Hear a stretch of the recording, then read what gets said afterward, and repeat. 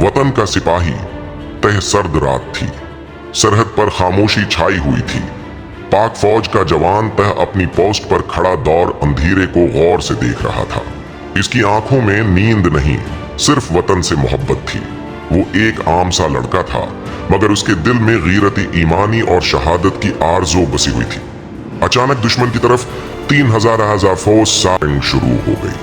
ताह ने बगैर घबराए अपने साथियों को अलर्ट किया और मोर्चा संभाल लिया।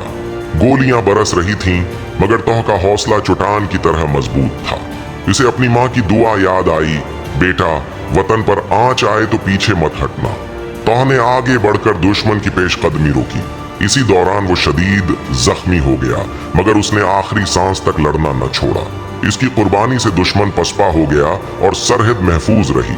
सुबह जब सूरज निकला तो सब्ज हिलाली परचम हुआ में लहरा रहा था और तोह का नाम एक बहादुर शहीद के तौर पर तारीख में लिखा जा चुका था।